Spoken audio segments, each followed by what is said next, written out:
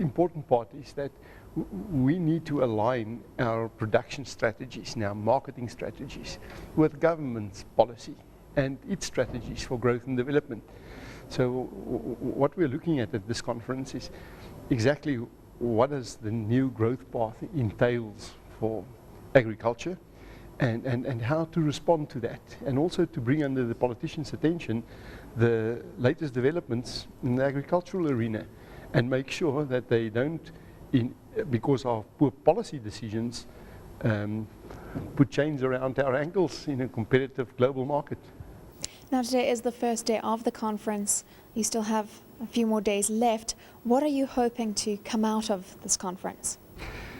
Better understanding between the political decision makers and the producers on the one hand, and on the other hand, a common vision as to where should we fit in a world that's rapidly growing smaller and smaller, and also how to utilize the opportunities not only to gain market access but to develop our own farmers. We sit in South Africa with a unique challenge with emerging farmers, and it puts a lot of political pressure on us as commercial producers too.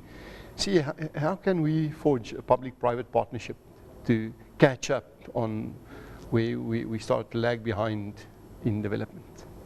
Tomorrow you're directing a segment on agricultural development in Africa. What do you have to say about the changing profile of agricultural production and trade in Africa?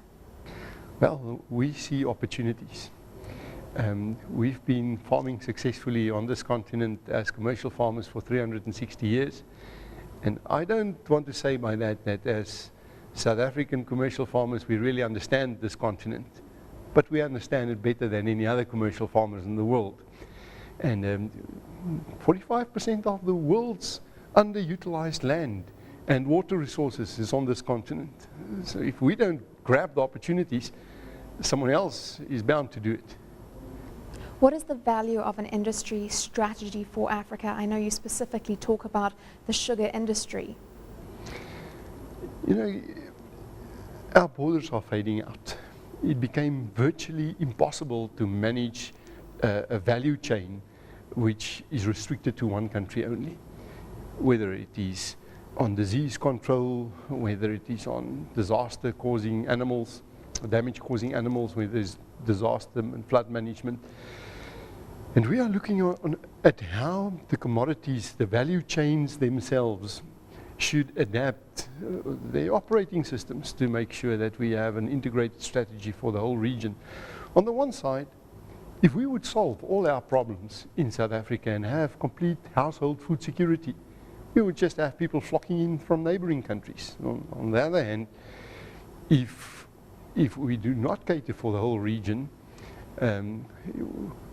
we might see our own farmers running away with our production and marketing opportunities because they are in a better competitive area. For example, in the sugar industry, we are restricted on how we can utilize the biofuels opportunities, while in Mozambique the farmers are not. And for all the farmers in the sugar industry, Mozambique is an hour and a half, 2 hours drive away.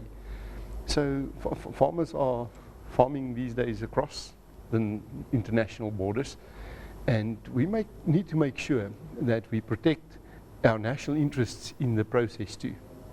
Broadly speaking, we are considered the most attractive continent when it comes to agricultural development. We have a large amount of space, but on the flip side, that space is difficult to get to because of infrastructural issues. Where do you think we're going as a continent? Things are changing.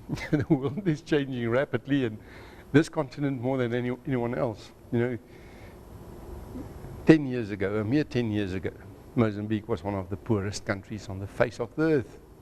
Today it's pretty expensive to go on holiday there. 2 years ago, there were vast open spaces on offer for commercial farmers all over Mozambique. Today, there's not much in the south of the country.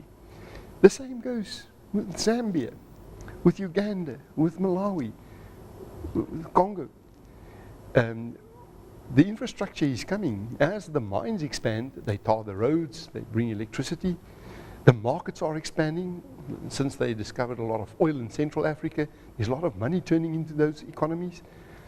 And food becomes cheaper and cheaper. So because of localized production. It seems that if you're in the food and fiber market, in those industries, Africa is today the place to be.